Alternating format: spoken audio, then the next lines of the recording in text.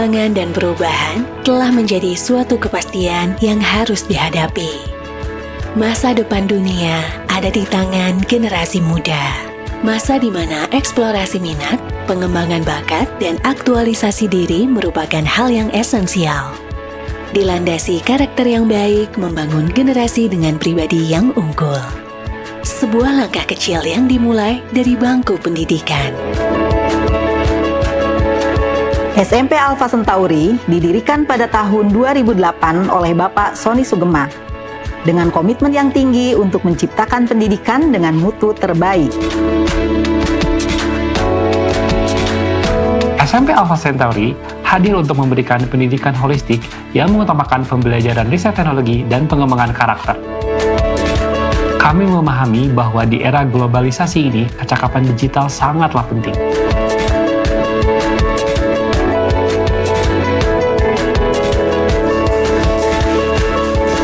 SMP Alpha Centauri berkomitmen untuk menyediakan pendidikan berkualitas tinggi yang mendorong seluruh warganya untuk selalu bersemangat dalam menjadi versi terbaik diri mereka sendiri, mencapai aspirasi dan harapan yang tinggi. Langkah untuk mewujudkannya tertuang dalam visi SMP Alpha Centauri, yaitu menjadi sekolah unggul yang mengembangkan ketakwaan, kecerdasan, dan kreativitas siswa dalam menghadapi tantangan global dengan berlandaskan karakter yang kuat. Untuk mencapai impian yang tinggi ini, kami memiliki misi takwa, cerdas, kreatif, sesuai dengan nama yayasan kami. Takwa sebagai pondasi utama layaknya akar yang kokoh untuk jiwa yang kuat, cerdas untuk mendukung kecerdasan intelektual melahirkan individu yang berprestasi, dan kreatif untuk mendukung kecerdasan otak kanan, menciptakan generasi inovatif dan solutif yang memberikan banyak manfaat bagi masyarakat.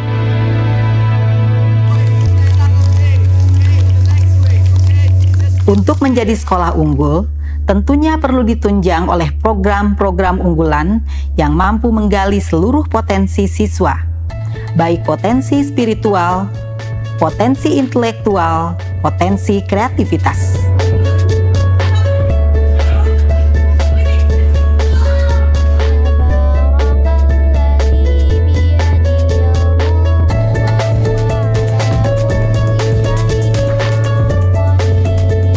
Selain tahfizul Quran, kegiatan sholat berjamaah, sholat duha, infak harian, dan saum sunnah menjadi pembiasaan untuk meningkatkan potensi spiritual.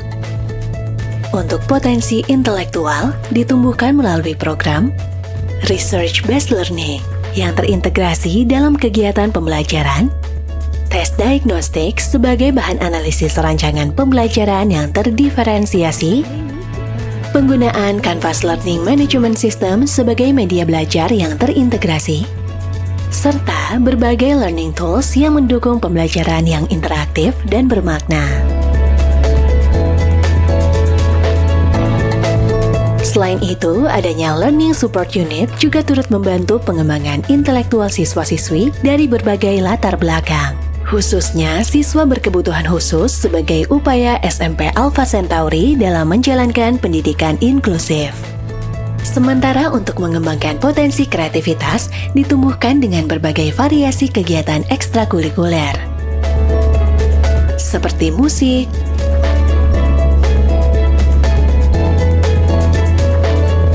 futsal, badminton,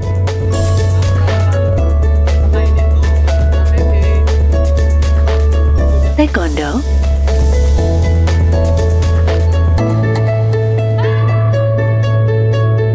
panahan,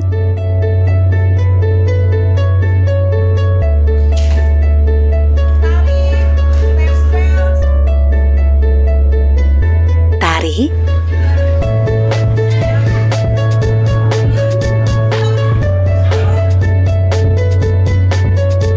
English Native,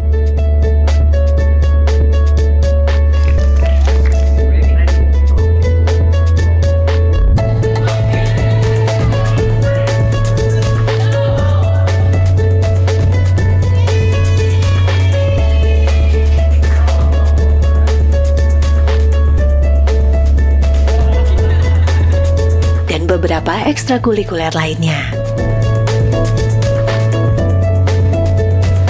Terdapat pula kegiatan gelar karya yang merupakan proyek penguatan profil pelajar Pancasila sebagai bagian dari kurikulum Merdeka.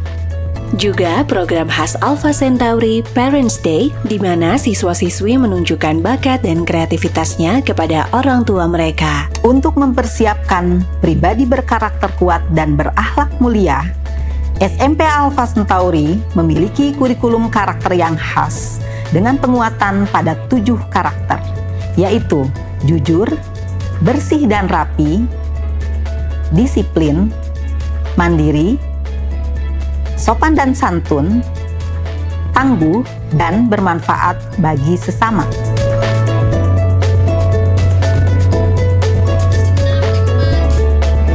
Nama Alpha Centauri sendiri diambil dari salah satu gugus bintang kembar yang terang, menggambarkan filosofi sekolah yang bercita-cita menjadikan generasi yang gemilang, mengantarkan anak-anaknya menuju kesuksesan di dunia dan akhirat.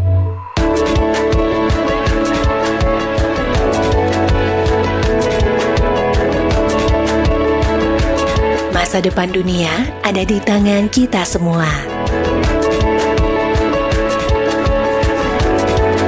Bagi para siswa meraih impian menuju versi terbaik diri mereka.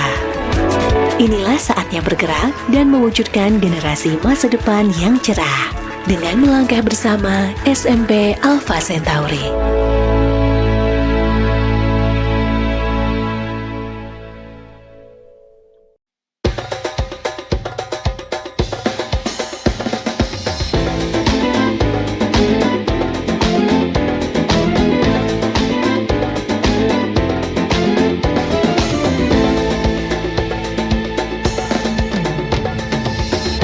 Hai kawan, temu mulia datang, bersiaplah tuh menyambutnya.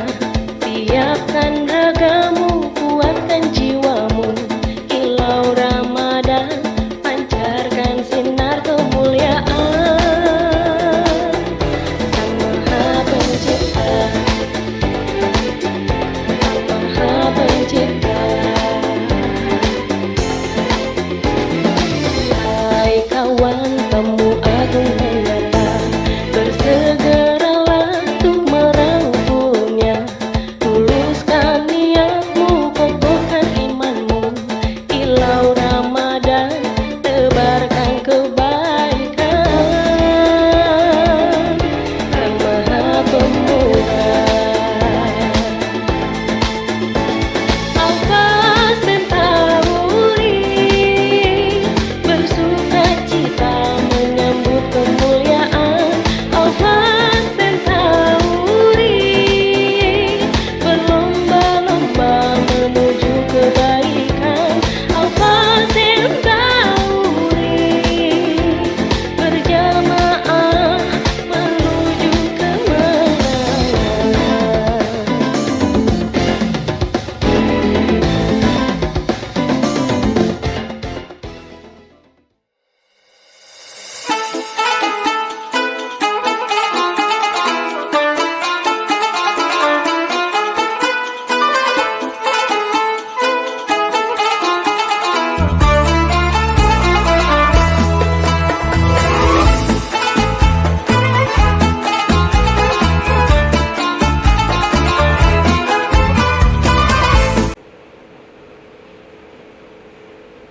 Assalamualaikum warahmatullahi wabarakatuh. Alhamdulillahirabbil alamin. Rabba syahri Ramadan alladzi anzalta fihi al-Qur'an wa aftarata ala ibadika fihi as-siyam. Shalli ala Muhammad wa ali Muhammad.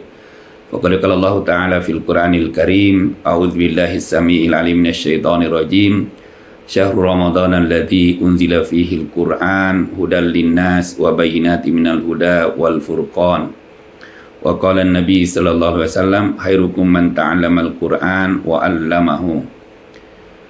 Alhamdulillah, pada sore ini atau siang ini kita bisa ketemu walaupun dengan jarak jauh ya, atau melalui YouTube ya.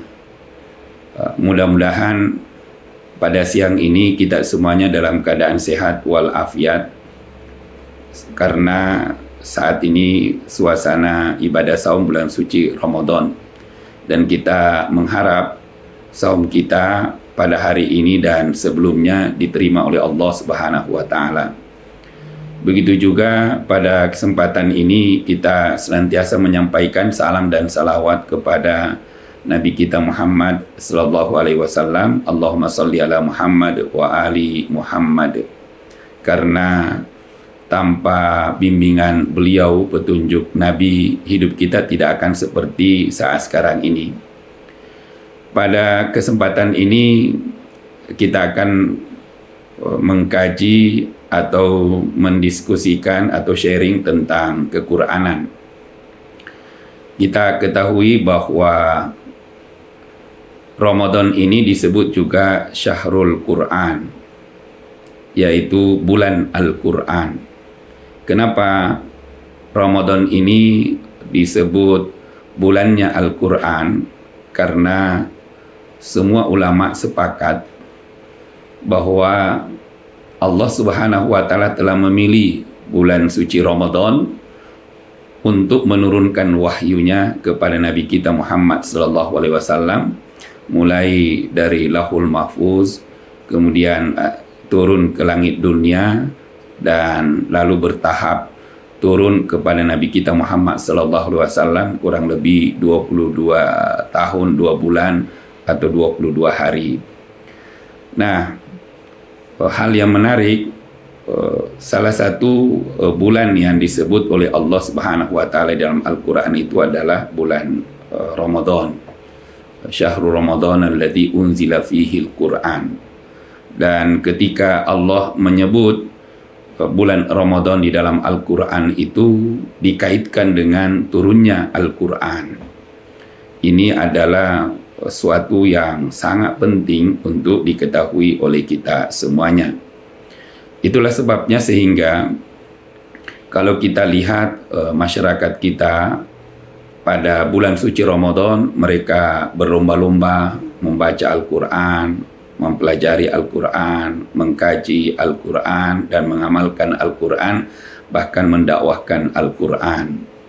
Nah, untuk itu kita sebagai generasi muda, generasi penerus, generasi pelanjut, tentu harus memiliki motivasi yang tinggi untuk mempelajari Al-Quran.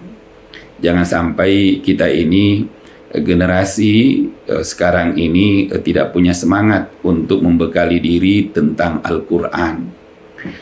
Kenapa? Karena umat Islam dulu itu sukses, itu tidak lepas karena sahabat-sahabat Nabi SAW sangat dekat dengan Al-Quran. Mereka mengkaji, mempelajari Al-Quran karena ingin dekat dengan Allah Subhanahu wa taala. Untuk itu, semua ulama sepakat bahwa hukum mempelajari Al-Quran itu adalah fardu kifayah. Sebagaimana di dalam surat Al-Qasas disebutkan oleh Allah Subhanahu wa taala, innal ladzi farada 'alaikal Qur'an laraduka ila ma'ad.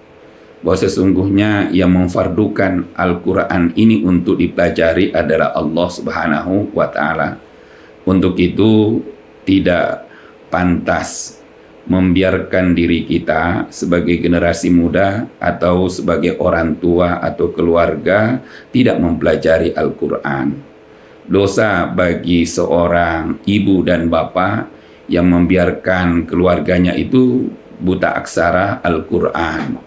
Dosa bagi suami yang membiarkan istrinya tidak bisa membaca Al-Quran, atau seorang istri yang membiarkan keluarganya tidak bisa membaca Al-Quran. Kenapa? Karena itu fardu. Nah, untuk itu kita sebagai generasi muda juga tidak boleh membiarkan diri kita ini buta huruf Al-Quran. Orang tua yang membiarkan anaknya tidak bisa baca Al-Quran, hakikatnya itu adalah berdosa. Kenapa? Al-Quran ini harus diprioritaskan. Karena ibadah apapun yang kita lakukan di dalam Islam, hatta tentang sholat, itu harus berawal dari Quran. Orang yang mau sholat tanpa Quran ya sulit. Kenapa? Karena di dalam sholat sendiri itu ya harus Al-Quran. Dan kita ketahui juga bahwa banyak orang-orang sukses sekarang itu mereka membangun fondasi keilmuannya dari Al-Quran. Dan kita ingin ke depan memiliki generasi muda atau generasi penerus yang kuat basic kequranannya, sehingga kalaupun dia jadi ilmu ekonom, ahli ekonomi, dia tidak buta aksara Al-Quran. Kalau dia masuk dunia politik, ya kequranannya juga kuat. Kalau dia masuk di dunia pendidikan, dia tidak buta huruf Al-Quran. Kemudian kalau dia umpamanya masuk di dunia apapun, dia tampil di situ dan menonjol kequranannya. Inilah yang kita inginkan ke depan. Artinya kalau dia sebagai ilmuwan, dia juga bisa jadi khatib, dia juga bisa jadi imam, dan dia juga bisa membimbing orang-orang tentang kequranan. Seperti sekarang ini sudah mulai muncul ilmuwan-ilmuwan yang menguasai Al-Quran, tapi menguasai juga ilmu yang lain seperti kedokteran.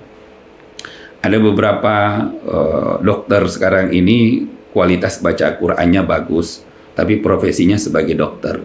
Dia qori, dia jadi imam, dia jadi khatib, dan kualitas bacaannya tidak memalukan. Nah, ini yang kita harapkan ke depan. Nah, untuk itu bulan suci Ramadan ini kita harus menjadikan bulan Syahrul Quran. Maka anak-anakku sekalian, baik itu tingkat SD, SMP, SMA, Alfa Senturi, ya harus membekali diri dan jangan santai-santai membaca Al-Quran di rumah. Kenapa? Karena tidak ada ruginya orang yang mempelajari Al-Quran itu. Kita ketahui bahwa ada satu ormas di Indonesia ini, itu dibangun dari spirit Al-Quran. Mereka berkembang, itu diawali dari surat Al-Ma'un. Ara'aital ladzi yukadzibu biddin, fadzalikal ladzi yad'ul yatim, wa la yahuddu ala ta'amil miskin, wa wailul lil musallin. Nah, karena pemimpin tersebut banyak mengkaji Al-Quran, merenungkan Al-Quran dan mengajarkan Al-Quran, sehingga muncullah spiritnya dari kegiatan sosialnya sampai sekarang itu dari dari spirit Al-Quran. Nah, kita menginginkan ke depan ada lagi generasi-generasi yang muncul seperti itu.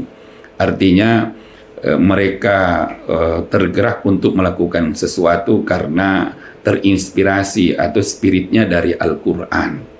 Mereka melakukan sesuatu karena berdasarkan Al-Quran. Nah, untuk itu, kalau kita lihat apa sih pentingnya kita mempelajari Al-Quran itu? Kalau kita kaji dalam beberapa literatur atau ayat-ayat Al-Quran dan hadis Nabi kita Muhammad SAW, Nabi SAW sering motivasi kita untuk mempelajari Al-Quran dengan sabdanya, khairukum man ta'allama al-Quran wa 'allamahu. Sebaik-baik di antara kamu itu adalah orang yang mempelajari Al-Quran dan mengajarkan Al-Quran. Jadi kalau kita ingin menjadi umat yang terbaik, generasi pilihan di sisi Allah dan Rasulnya, ya kajilah Al-Quran, pelajarilah Al-Quran, dan ajarkanlah Al-Quran itu kepada keluarga. Kemudian kalau kita lihat lagi dalam hadis Nabi kita Muhammad SAW, bahwa satu-satunya yang dijamin rizkinya oleh Allah Subhanahu wa Ta'ala itu adalah orang yang mempelajari Al-Quran dan mengajarkan Al-Quran. Kalau ilmu-ilmu yang lain itu tidak dijamin rizkinya oleh Allah langsung, tetapi bagi orang yang mengkaji Al-Quran dan mempelajari Al-Quran semaksimal mungkin sampai dia menguasai dan mengajarkan juga Al-Quran itu, rizkinya itu dijamin oleh Allah Subhanahu wa Ta'ala. Maka orang-orang sekarang ini yang memiliki pengetahuan Quranan, boleh jadi itu tidak ada yang menganggur, pasti dia mudah untuk mendapatkan pekerjaan, bahkan dia dapat kemudahan-kemudahan di dalam hidupnya. Kenapa? Karena itu berkah Al-Quran, berkah Al-Quran. Kemudian kalau kita lihat mengapa Al-Quran itu perlu kita pelajari, selain supaya kita menjadi umat pilihan dan Allah menjamin rizkinya, kalau kita sadari bahwa ilmu yang tidak akan hilang dalam hidup kita itu adalah ilmu Al-Quran. Dan kita bisa lihat dan perhatikan betapa banyak ilmu yang pernah kita pelajari di tingkat TK, SD, SMP, SMA sampai perguruan tinggi, tetapi ketika kita hidup dalam kehidupan ini, banyak ilmu itu tidak kita manfaatkan. Tetapi ilmu Al-Quran ini, semakin tua seseorang, semakin dekat dengan kematian, maka ilmu Al-Quran itu semakin kita butuhkan. Jangankan ketika kita tua, sejak muda, Al-Quran itu kita sudah butuhkan. Apalagi di saat kita sudah tua dan di saat diambang ajal kematian. Bahkan satu-satunya ilmu yang bisa kita bawa dan mengantar kita, mendampingi kita masuk ke liang lahat itu adalah ilmu Al-Quran. Maka kita ketahui bahwa setiap orang yang wafat, yang meninggal dunia, ketika dia sudah dikuburkan, maka ketika keluarganya sudah meninggalkan kuburan itu, maka malaikat Munkar dan Nakir akan datang dan bertanya tentang masalah yang disebut dengan pertanyaan kuburan. Di situ kita akan ditanya tentang Marrabbuka, siapa Tuhanmu? Apakah kita sudah mengenal Tuhan kita sampai sekarang ini? Siapa sebenarnya Tuhan kita? Bukan yang kita kenal hanya namanya, tetapi apakah betul pemahaman kita tentang Tuhan Allah itu Tuhan kami sudah benar, bukan hanya lihat dari lafaznya Allah, tetapi kita menyadari bahwa Tuhan yang kita sembah sebenarnya itu adalah seperti ini dan seperti itu, dan kenapa Tuhan kita itu disebut Allah Subhanahu wa Ta'ala. Kemudian man nabiyuka, siapa nabimu? Nah, apakah ketika kita nanti dikubur umpamanya bisa menjawab bahwa nabi kita itu Nabi Muhammad sallallahu alaihi wasallam, sementara kita tidak mengenal beliau, baik mengenal beliau melalui Al-Qur'an atau melalui hadis Nabi kita Muhammad sallallahu alaihi wasallam. Lalu salah satu di antara pertanyaan yang terpenting di situ, ma imamuka, siapa imammu atau apa imammu? Apa yang dimaksud di situ? Ya, apa yang kamu ketahui tentang Al-Quran?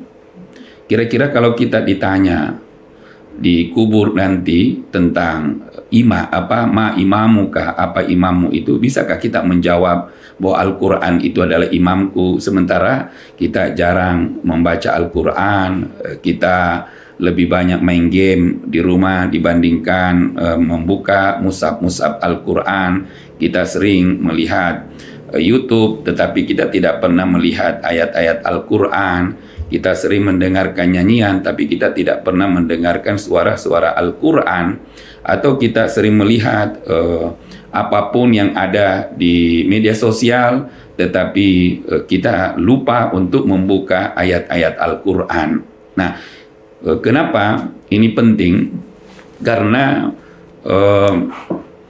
Rasulullah SAW mengatakan bahwa satu-satunya musuh di akhirat nanti itu yang diterima pengaduannya hanyalah Al-Quran. Jadi semakin kita jauhi Al-Quran itu, semakin kita musuhi Al-Quran itu, dan semakin kita lupakan, dia akan adukan kita nanti kepada Allah Subhanahu wa Ta'ala di akhirat. Kemudian ketika Al-Quran itu mengadukan kita, apa kata Al-Quran? Ya Allah, ini orang tua murid Alfa Centauri umpamanya, dia sekolahkan anaknya di Alfa Centauri, tapi dia sendiri tidak pernah baca Quran. Ya Allah, ini anak Alfa Centauri sekolah di Alfa Centauri, ada program Al-Qur'annya, tetapi dia ngaji hanya ketika di sekolah, tapi di rumah dia lupakan aku, ya Allah. Ya Allah, ini keluarga muslim, tetapi dia tidak pernah membaca aku dan dia melupakan aku, ya Allah. Nah, jadi dia akan keluhkan kita dan dia adukan kita kepada Allah Subhanahu wa taala tentang sikap kita terhadap Al-Qur'an. Nah, untuk itu jangan lupakan Al-Qur'an, jangan musuhi Al-Qur'an, jangan biarkan Al-Qur'an supaya Al-Qur'an itu tidak jadi musuh kita dan tidak mengadukan kita di akhirat nanti. Kenapa? Karena kalau Al-Qur'an mengadukan kita, itu pasti diterima aduannya oleh Allah Subhanahu wa taala dan kita akan diproses dan kita akan dihukum di sana dan kita akan harus mempertanggungjawabkan sikap kita terhadap Al-Qur'an. Nah, untuk itu Rasulullah SAW mengatakan, "Adibu atau alimu auladakum bisalas." Ajarkanlah anakmu, keluargamu 3 hal.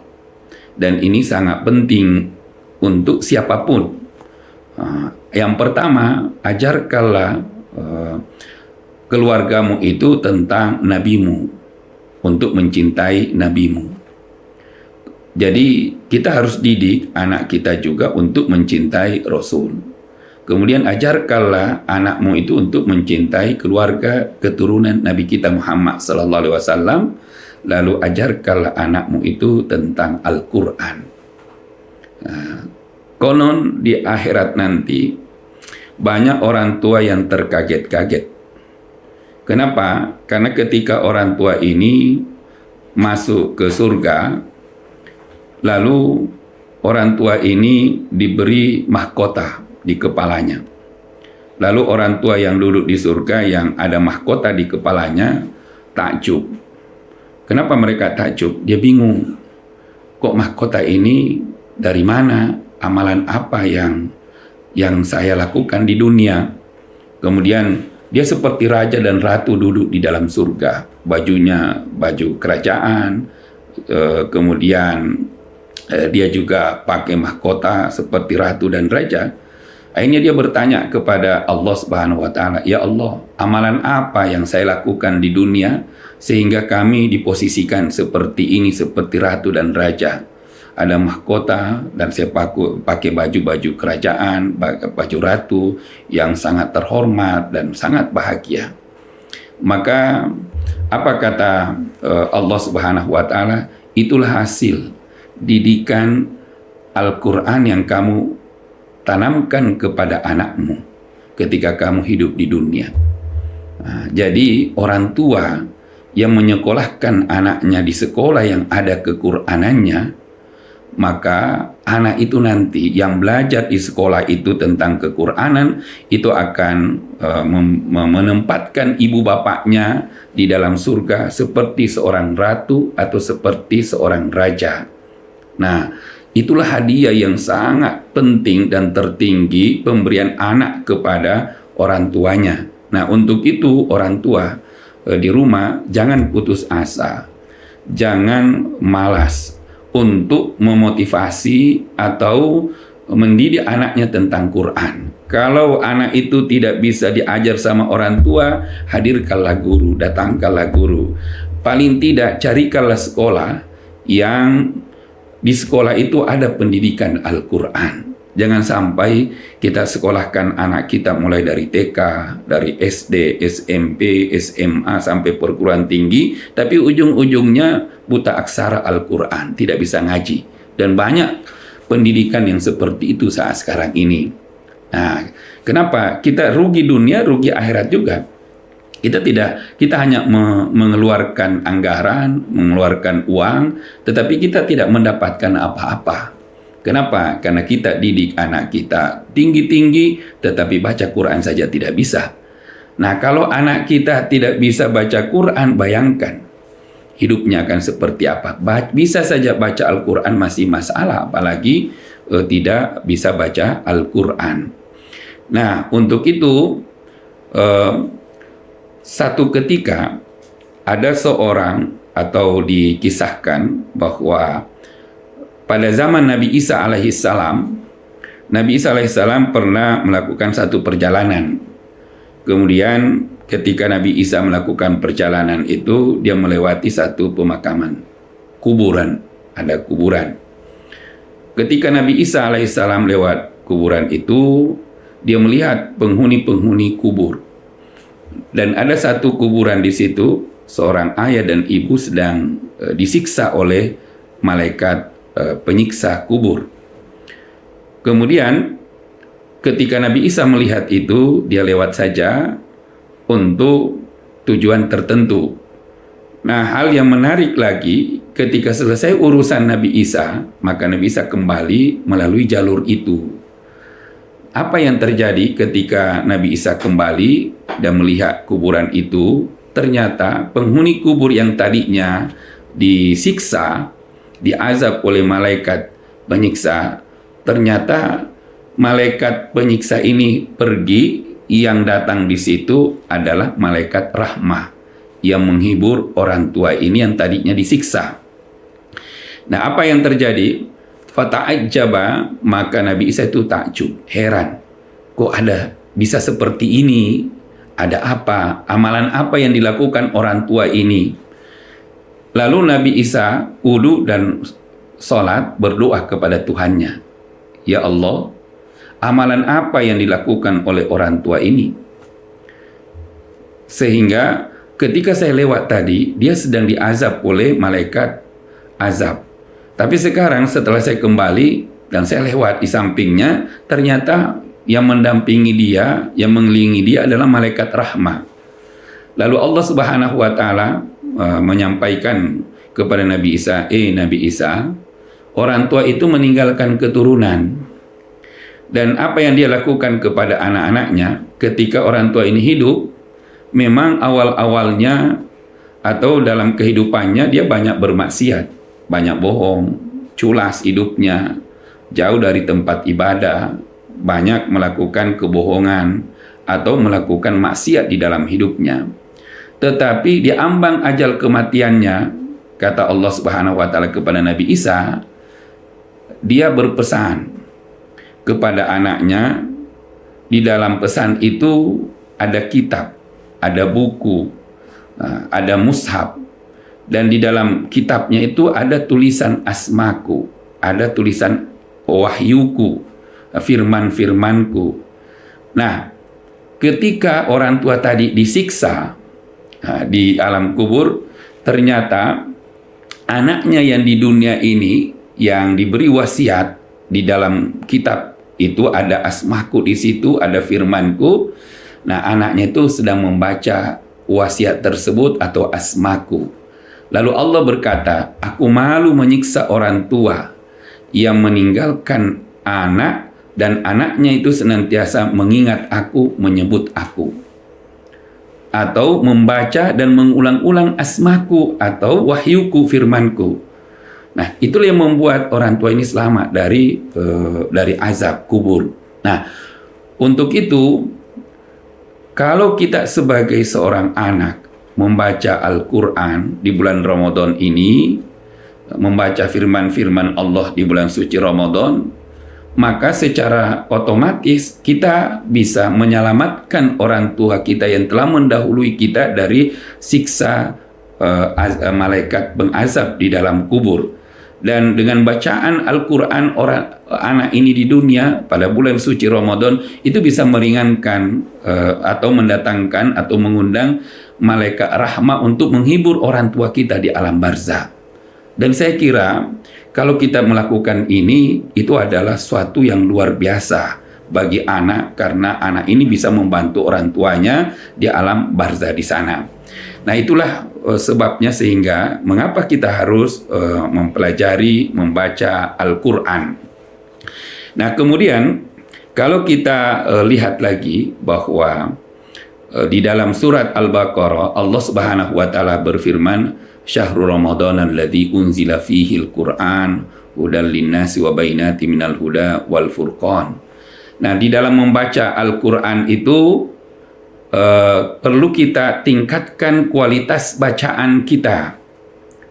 Kualitas bacaan kita artinya meningkatkan kualitas bacaan di situ mulai dari ilmu tajwidnya, makharijul hurufnya, sifatul hurufnya, kemudian ahkamul matnya, ahkamut tajwidnya, kemudian mana huruf yang tafhim dan mana huruf yang tarqiq, yang harus ditebalkan dan yang harus ditipiskan.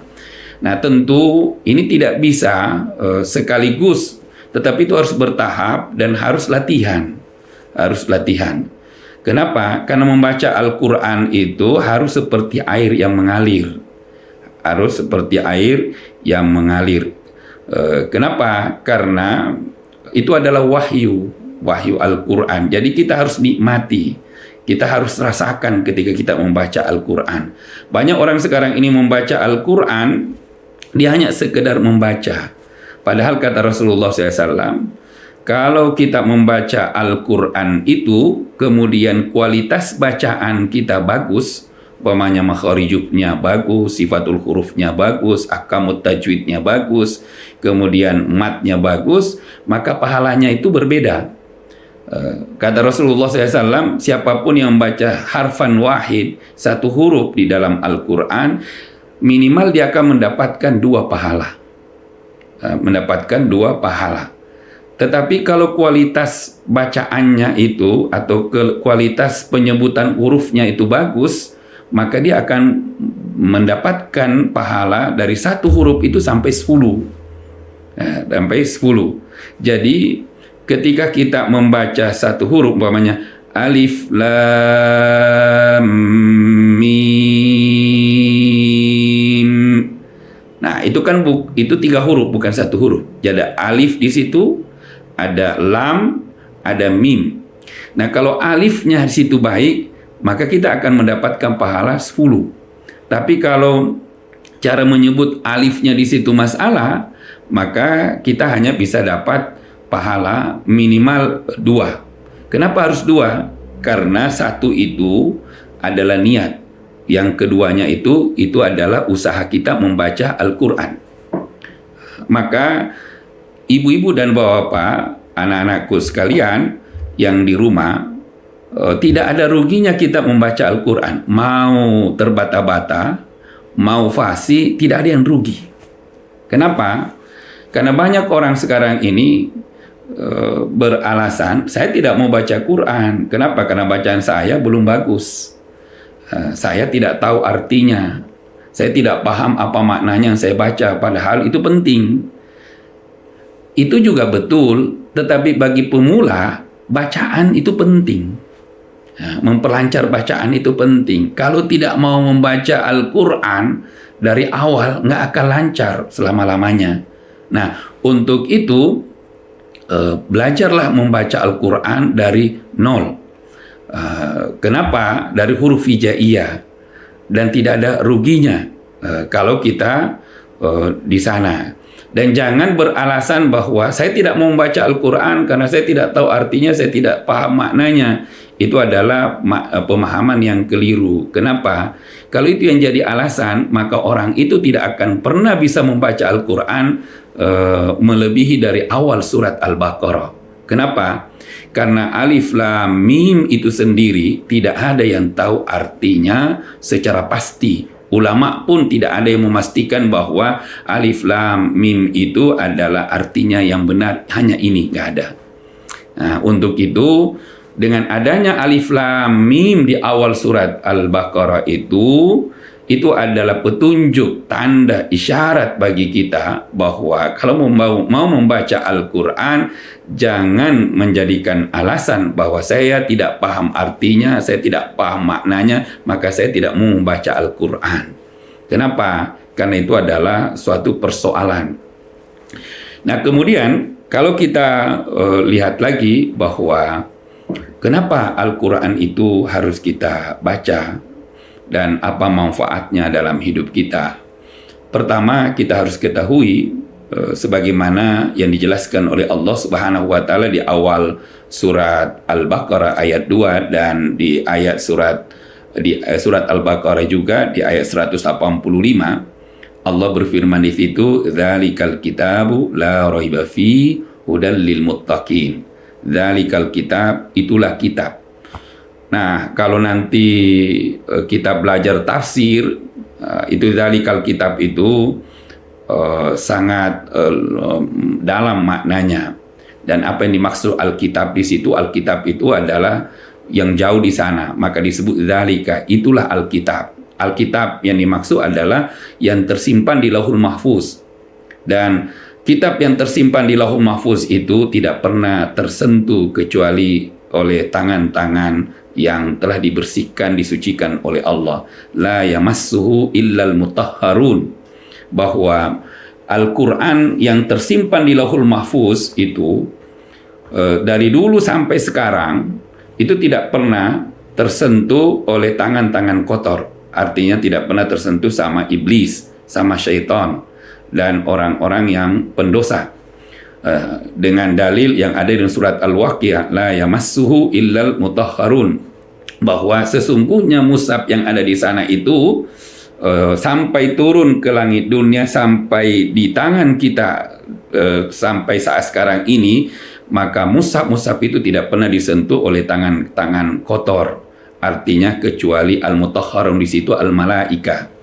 Nah, dari ayat inilah terjadi pemahaman atau perbedaan paham oleh ahli fikih.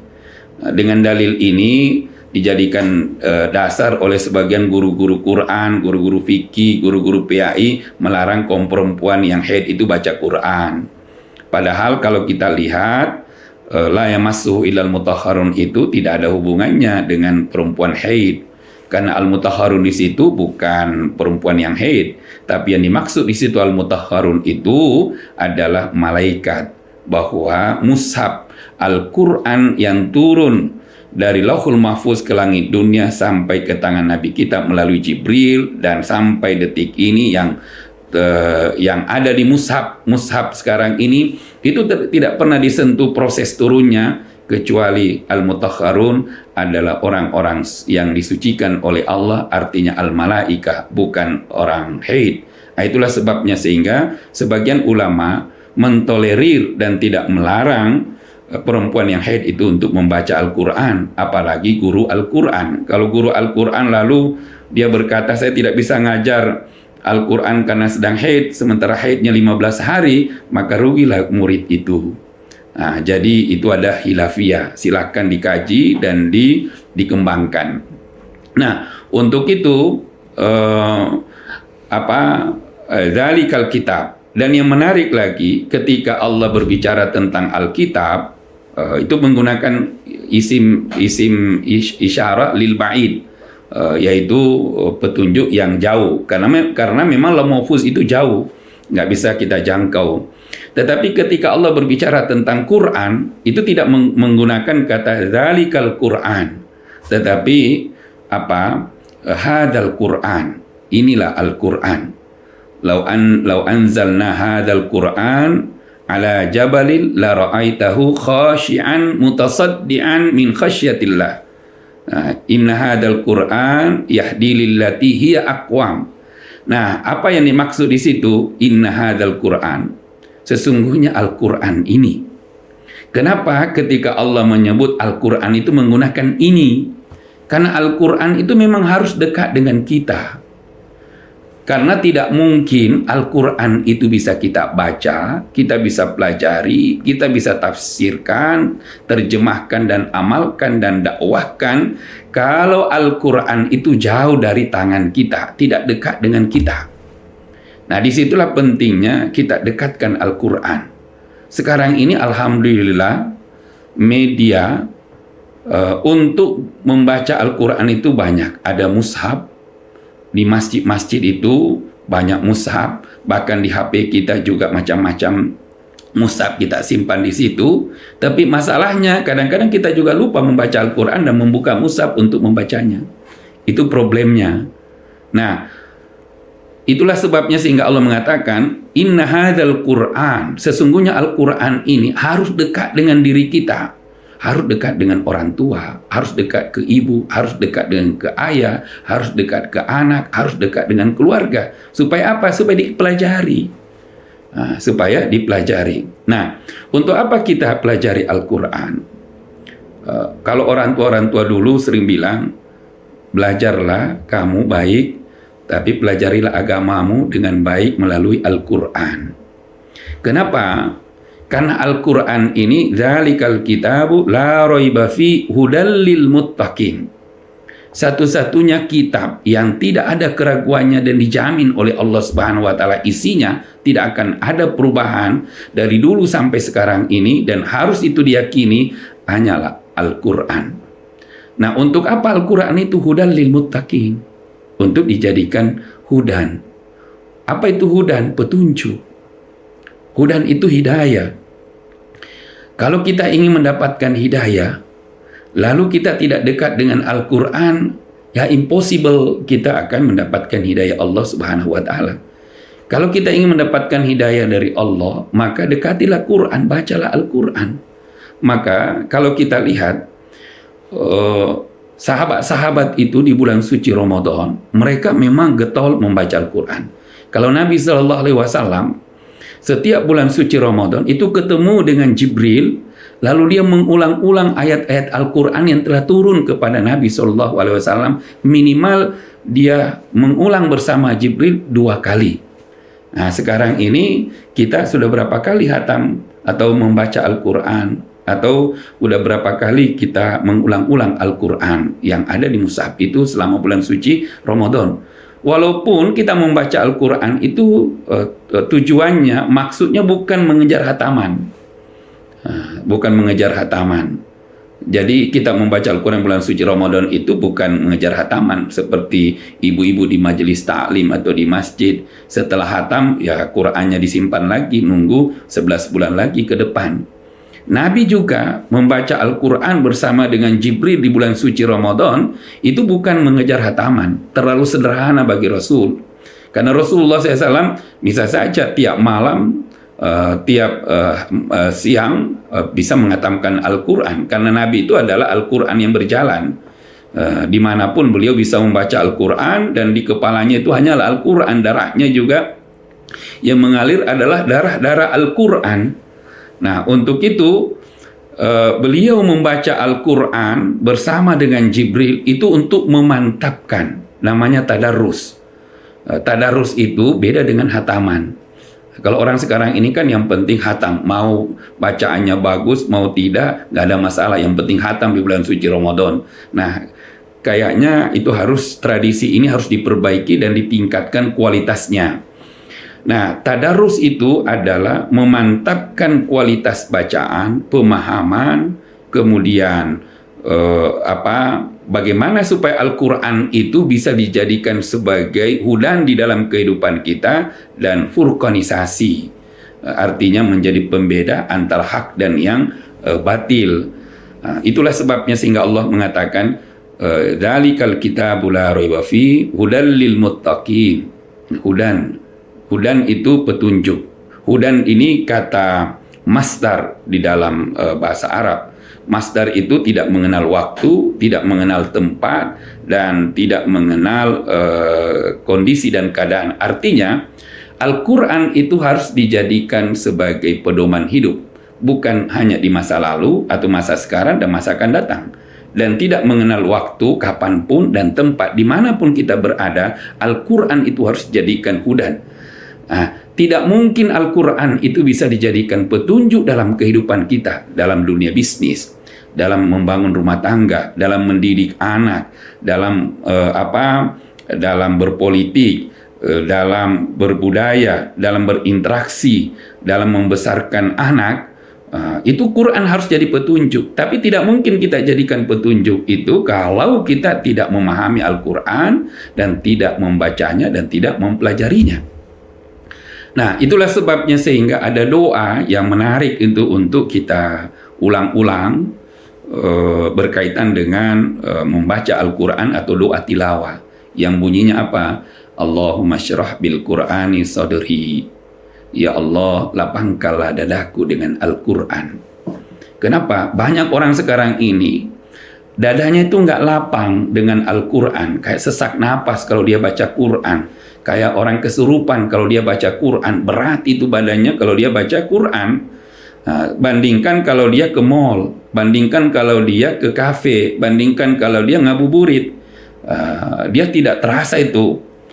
Tapi kalau baca Quran baru 1-2 ayat sudah capek, sudah ngantuk, sudah lelah. Nah, kenapa? Ya karena jiwanya tidak lapang dengan Al-Quran. Nah, maka sebelum kita baca Al-Quran itu ada adab-adab tilawah. Nah, salah satu adab-adab tilawah yang harus kita perhatikan apa? Ya bacalah doa sebelum membaca Al-Quran. Salah satu doa tilawah itu adalah Allahumma syrah bil Qur'ani sadri. Ya Allah, lapangkanlah dadaku dengan Al-Quran ini. Kita harus minta kepada Allah. Nah, sama doa belajar, Rabbi zidni ilman. Rabbi zidni ilman itu hakikatnya, ya Allah tambahkanlah ilmu Al-Quran terhadap diriku. Kenapa? Karena selain ilmu Al-Quran itu ada batasnya, ada waktunya, dan satu saat akan hilang, kecuali ilmu Quran. Nah, untuk itu kita harus berdoa, Rabbi zidni ilman. Dan hal yang menarik ketika kita diminta berdoa tentang ilmu dalam Al-Quran itu tidak pernah dibatasi permintaan kita. Minta sebanyak-banyaknya. Kalau kita minta jabatan, minta rizki, itu ada batasnya. Tapi kalau ilmu Quran itu jangan dibatasi. Rabbi zidni ilman. Bahkan Allah menyuruh kita untuk meminta terus-menerus bagaimana supaya kita betul-betul memahami Al-Quran dan ilmu kita itu ditambah. Maka Nabi atau doa tilawah itu mengatakan, Rabbi Allahumma syrah bil Qur'ani sadri. Ya Allah, lapangkanlah dadaku dengan Al-Quran. Wasta'mil bil Qur'ani badani. Wasta'mil bil Qur'ani badani. Ringankanlah badanku ini untuk mempelajari, mengamalkan, membaca Al-Quran. Kenapa? Banyak anak generasi sekarang ini dia bisa silat, dia bisa futsal, dia bisa renang, dia bisa ini. Badannya ringan untuk melakukan hal-hal yang seperti itu. Tapi ketika dia disuruh baca Quran, badannya itu berat. Kayak orang yang kesusahan untuk bergerak. Nah, untuk itu berdoa, wasta'mil bil Qur'ani badani. Ya Allah, aku mohon, karena yang bisa menggerakkan kita ini, membantu kita ini untuk membaca Al-Quran supaya dada kita ini lapang dan kita ringan membaca Al-Quran dan mengamalkan Al-Quran, ya Allah juga. Bukan karena keinginan kita yang tinggi, bukan karena visi kita sehat semata-mata, bukan karena vitamin atau makanan kita itu bergizi. Banyak orang yang bergizi makanannya, nutrisinya bagus, tetapi badannya mager untuk membaca Quran. Dadanya tidak terbuka melihat ayat-ayat Al-Quran. Nah, untuk itu berdoa supaya Allah yang meringankan badan kita untuk mengamalkan Al-Quran. Rabbi syarah li Allahumma syrah bil Qur'ani sadri wasta'mil bil Qur'ani badani wa nawwir bil Qur'ani basari. Nah, kita juga harus berdoa bagaimana supaya Allah itu memancarkan cahaya Al-Quran pada pandangan kita. Jangan sampai kalau kita nonton film, nonton bola, nonton balap, mata kita melek terus, nggak ngantuk. Tapi ketika kita buka Al-Quran, kemudian kita lihat ayat-ayat Al-Quran di situ, tiba-tiba kita cepat ngantuk. Cepat ngantuk. Banyak orang yang seperti itu. Jadi wa nawwir bil Qur'ani basari wa atlik bil Qur'ani lisani. Kita juga harus berdoa supaya Allah itu memfasihkan, memfasihkan dan melancarkan lidah kita dengan Al-Quran. Banyak orang sekarang ini fasih berbicara di depan umum, berorasi, berteriak, kemudian dia fasih mengungkapkan bahasa Korea atau bahasa Inggris atau bahasa Cina, tetapi ketika dia disuruh baca Quran, balelol. Dia susah untuk menyebut huruf-huruf Al-Quran, menyebut huruf A saja susah, menyebut huruf Ba. Ba itu bukan, menyebut huruf-huruf hijaiyah dalam Al-Quran itu harus punya tenaga. Banyak anak-anak sekarang ini ngaji, orang tua juga ngaji, ya itu kayak ayam sakit yang ngaji. Kenapa? Dia tidak bertenaga menyebut huruf. Padahal kalau kita lihat, menyebut huruf hijaiyah itu harus bertenaga, harus energik. Seperti huruf ba. Ba itu harus ditekan. Banyak orang ba itu salah. Kenapa? Ba itu harus ditekan. Ba, bi, bu harus ditekan. Jadi ba, bi, bu.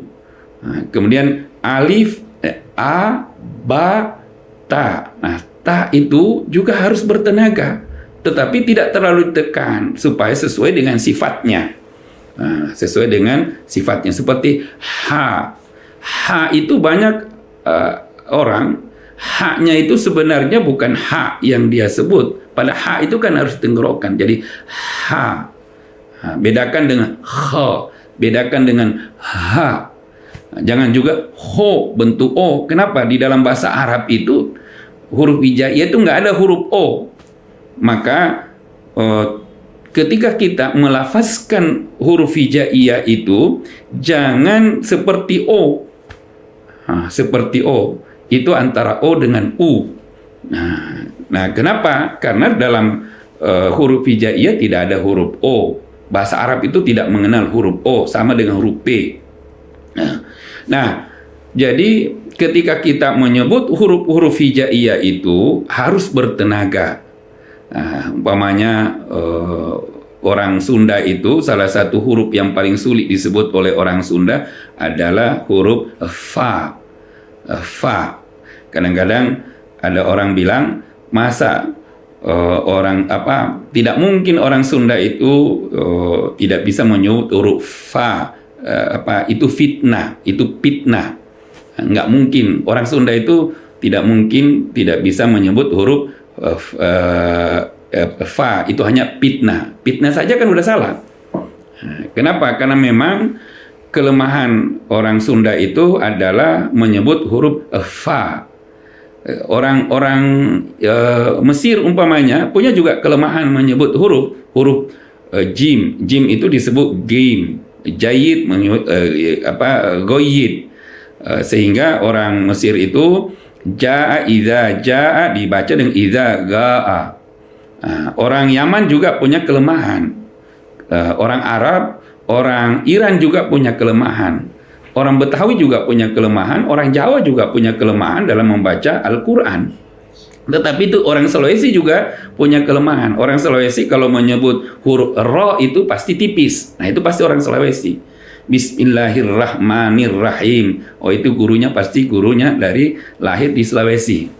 Nah, tapi kalau huruf fa dibaca pa, berarti itu gurunya orang Sunda. Nah, jadi untuk mengatasi kelemahan-kelemahan ini ya perlu latihan.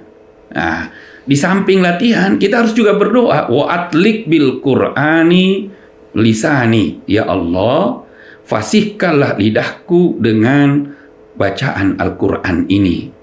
Ya Allah, jangan hanya lidah saya ini fasih, berbahasa Inggris, bahasa Korea, bahasa Cina, bahasa ini, bahasa Mandarin, tapi nggak fasih lidahku dengan Al-Quran. Wa inni alaihi ma abqaitani fa innahu la haula wala quwata illa bik. Ya Allah, tolonglah aku untuk mempelajari Al-Quran ini. Tolonglah aku untuk membaca Al-Quran ini. Tolonglah aku untuk mentadabburi Al-Quran ini. Kenapa?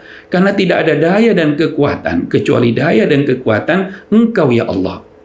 Jadi belajar Al-Quran saja itu perlu minta bantuan kepada Allah Subhanahu wa Ta'ala, apalagi yang lain-lainnya.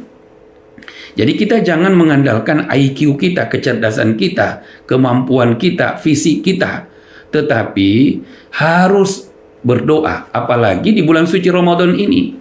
Kalau kita kaji ayat-ayat saum yang ada di dalam surat Al-Baqarah dari ayat 183 sampai 187, maka Allah di situ menyelipkan satu ayat yang berkaitan dengan doa. Apa?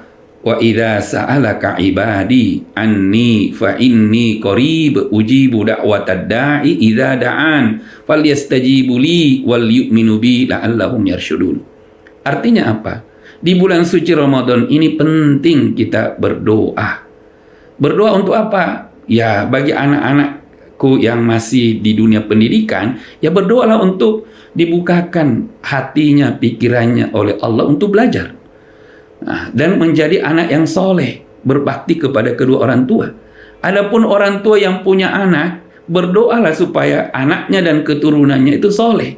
Banyak orang tua sekarang ini menginginkan anaknya soleh dan soleha berprestasi, tapi orang tua ini sendiri tidak pernah mendoakan orang anak-anaknya supaya dia soleh dan berprestasi, dia baik, dia jadi pemimpin masa depan. Nah, mendoakan saja belum tentu, apalagi kalau kita tidak mendoakannya. Nah, untuk itu berdoalah supaya kita ini punya anak yang bisa membaca Al-Quran dan punya skill untuk hidupnya. Berdoalah supaya kita ini dekat dengan Al-Quran. Nah, kenapa?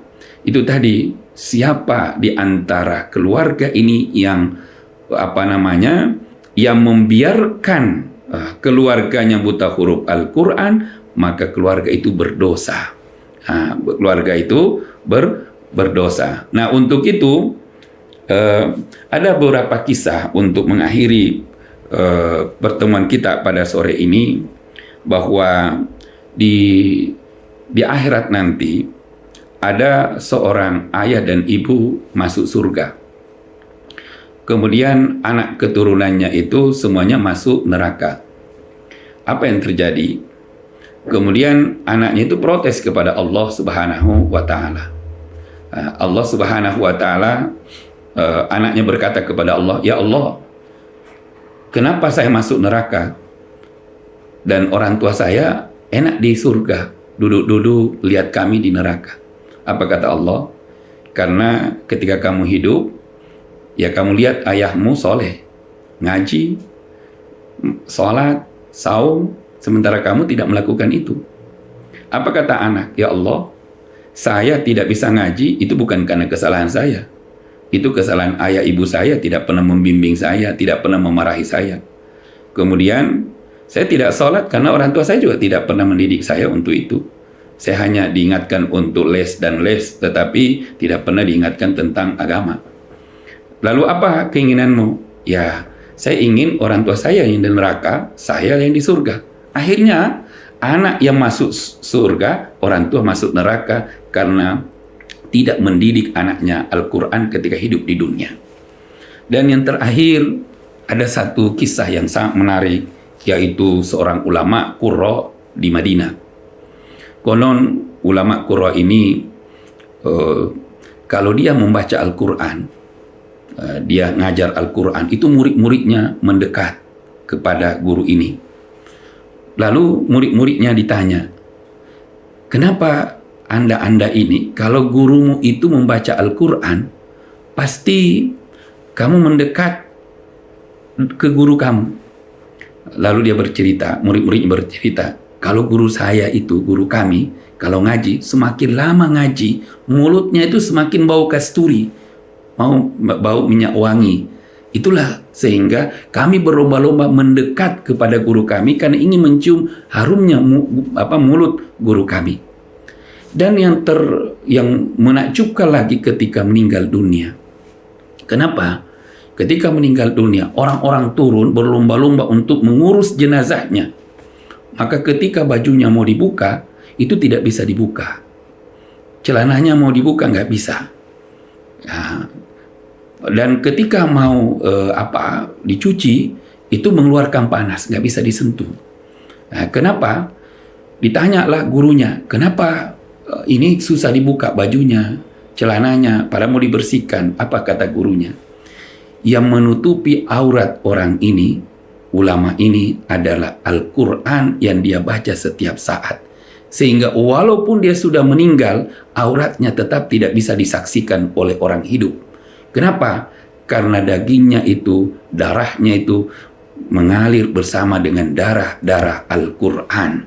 Nah, karena hidupnya dia sangat dekat dengan Al-Quran. Dia tidak pernah melalaikan bacaan Al-Quran atau mengkaji Al-Quran, mendakwahkan Al-Quran dan mengamalkan Al-Quran. Nah, mudah-mudahan apa yang kita jelaskan pada siang hari ini bisa menjadi motivasi kepada adik-adik, baik itu yang tingkat SD, SMP, dan SMA Alfa Senturi, dan keluarga atau orang tua untuk mendidik anak-anaknya. Insya Allah tidak ada ruginya kita mempelajari dan mengajarkan Al-Quran. Mari kita jadikan keluarga kita sebagai keluarga yang bersahabat dengan Al-Quran atau keluarga Al-Quran. Insya Allah di dunia akan menyatu, di akhirat juga menyatu. Kurang dan lebihnya saya mohon maaf, karena kalau kita bahas tentang Al-Quran itu sehari pun gak akan habis.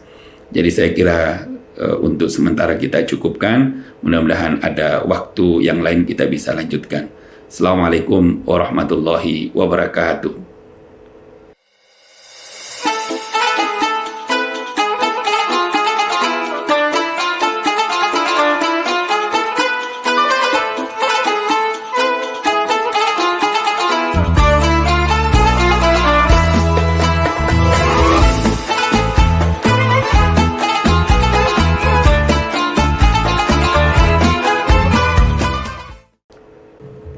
Assalamualaikum warahmatullahi wabarakatuh. Halo pemirsa Alsen TV, baru saja kita melihat tayangan kajian Ramadan yang bertemakan Al-Quran. Siapa yang sudah hafal doa tilawah tadi yang sudah disampaikan oleh Pak Ustadz? Ayo coba kita ulang sama-sama. Bismillahirrahmanirrahim. Allahumma syrah bil Qur'ani sadri wasta'mil bil Qur'ani badani wa nawwir bil Qur'ani basari wa atlik bil Qur'ani lisani wa a'inni alaihi ma abaqaitani fa innahu la hawla wa la quwwata illa bik. Semoga tayangan tadi menginspirasi kita untuk lebih giat lagi dalam membaca Al-Quran. Amin ya Allah ya Rabbal Alamin. Nah pemirsa Alsen TV, seperti biasa setelah tayangan akan ada kuis. Nah, hari ini saya punya 3 pertanyaan. Yang pertama, sebutkan nama lengkap dari pemateri kajian Ramadan kita pada hari ini. Pertanyaan kedua, apa arti dari hadis berikut? Khairukum man ta'allamal Qur'an wa 'allamah. Kemudian, pertanyaan ketiga, Allah akan menjamin rezeki orang yang mempelajari dan titik-titik Al-Quran. Ayo titik-titiknya dijawab ya. Yang pilih pertanyaan nomor 3 boleh langsung dipilih di formnya pertanyaan nomor 3. Oke, sekian kuis hari ini pemirsa Alsen TV. Ditunggu ya jawabannya. Terima kasih. Assalamualaikum warahmatullahi wabarakatuh.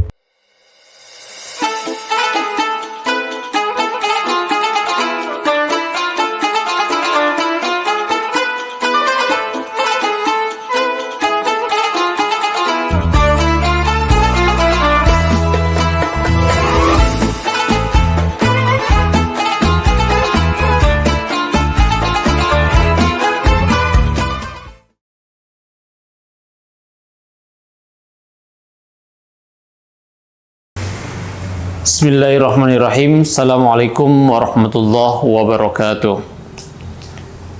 Para pemirsa Alsen TV, mari kita melanjutkan tilawah kita pada hari ini dengan membacakan juz 22 surat Al-Ahzab surat ke-33.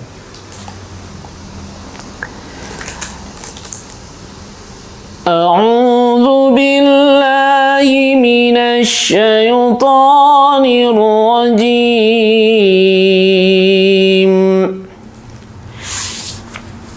Bismillahirrahmanirrahim. Wa man yaqnut minkunna lillahi wa rasulihi wa ta'mal salihan وتعمل صالحا نؤتها أجرها مرتين وأعتدنا لها رزقا كريما. يا نساء النبي لستن كأحد من النساء إن اتقيتن فلا تخضعن بالقول فيطمع الذي في قلبه مرض وقلن قولا معروفا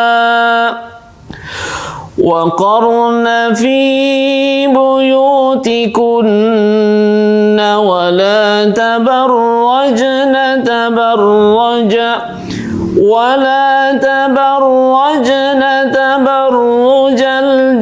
الجاهلية الأولى وأقمنا الصلاة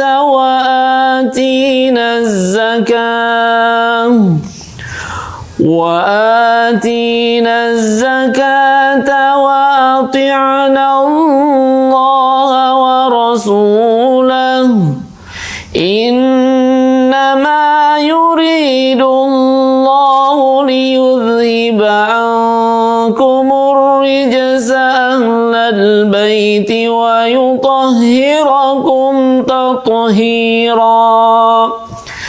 واذكرن ما يتلى في بيوتكن من آيات الله والحكمة إن الله كان لطيفا خبيرا. إن المسلمين والمسلمات والمؤمنين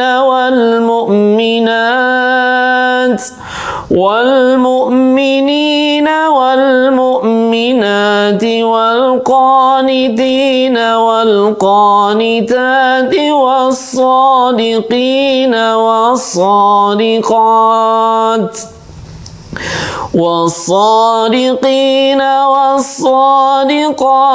والصابرين والصابرات والخاشعين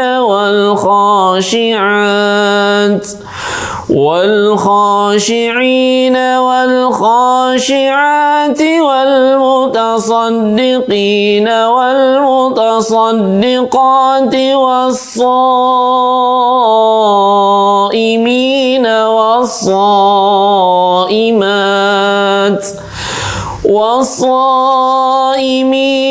والصائمات والحافظين فروجهم والحافظات والذاكرين الله كثيرا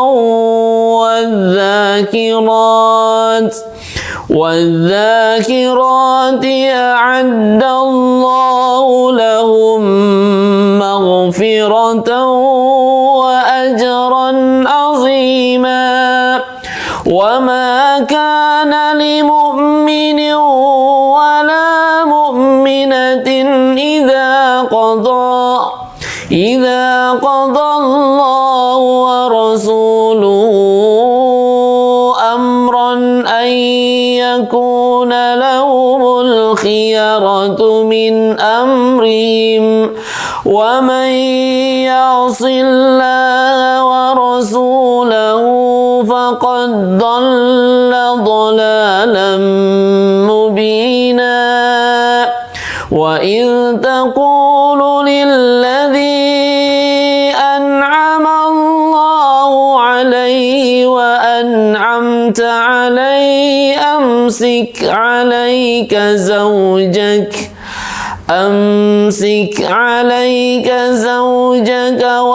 الله وتخفي في نفسك ما الله مبديه وتخشى الناس والله أحق أن تخشاه فلما قضى زيد منها وطرا زوجناكها لكي لا يكون على المؤمنين حرج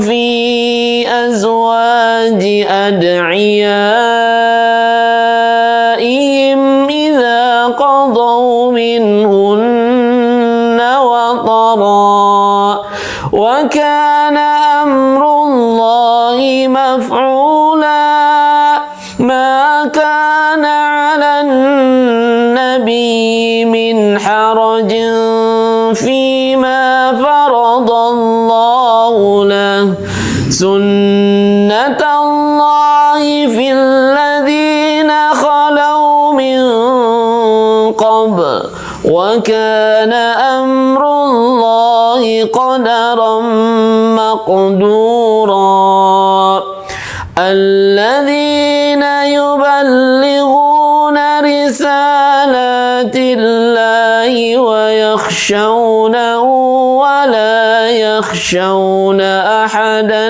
إلا الله وكفى بالله حسيبا ما كان محمد أبا أحد من رجالكم ولكن رسول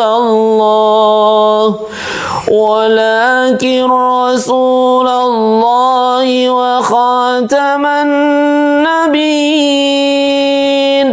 وكان الله بكل شيء عليما يا أيها الذين آمنوا اذكروا الله ذكرا كثيرا وسبحوه بكرة وأصيلا هو الذي يصلي عليكم وملائكته ليخرجكم من الظلمات إلى النور وكان بالمؤمنين رحيما تحيتهم يوم يلقونه سلام وأعد لهم أجرا كريما يا أيها النبي إنا أرسلناك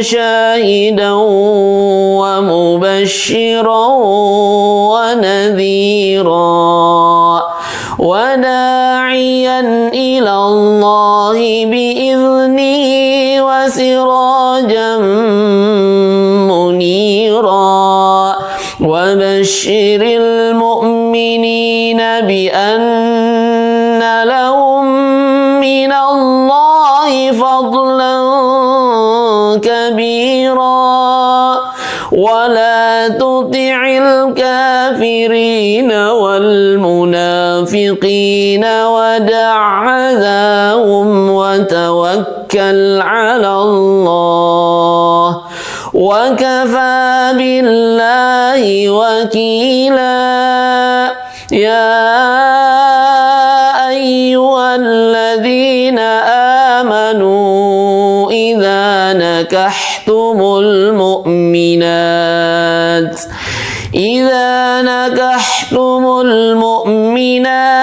ثم طلقتموهن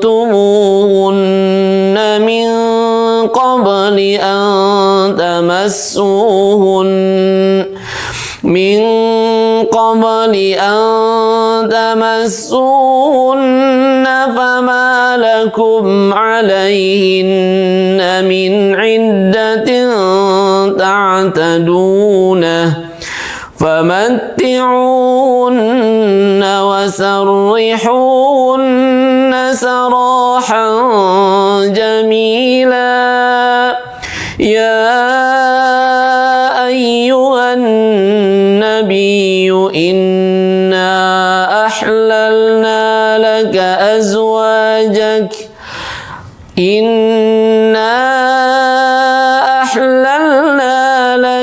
أزواجك التي آتيت أجورهن وما ملكت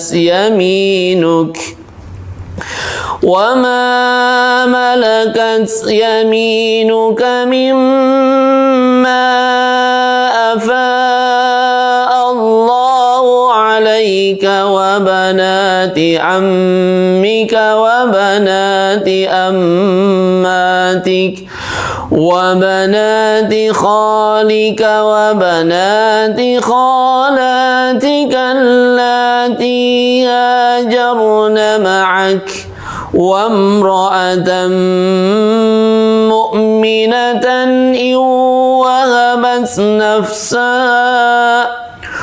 إن وهبت نفسها للنبي إن أراد النبي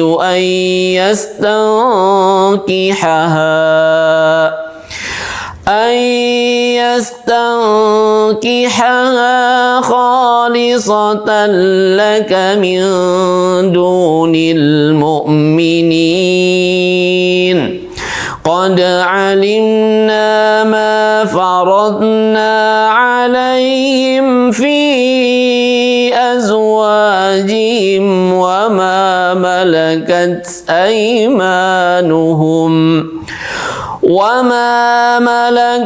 أيمانهم لكي لا يكون عليك حرج وكان الله غفورا رحيما ترجي من تشاء منهن وتؤوي إليك من تشاء ومن ابتغيت ممن عزلت فلا جناح عليك ذلك أدنى أن تقر أعينهن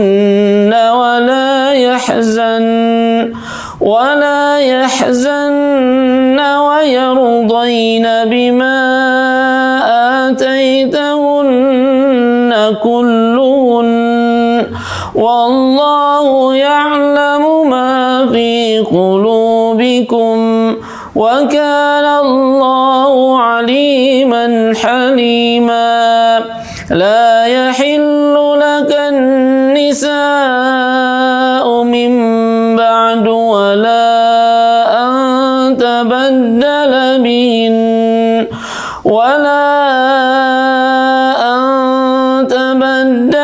بهن من أزواج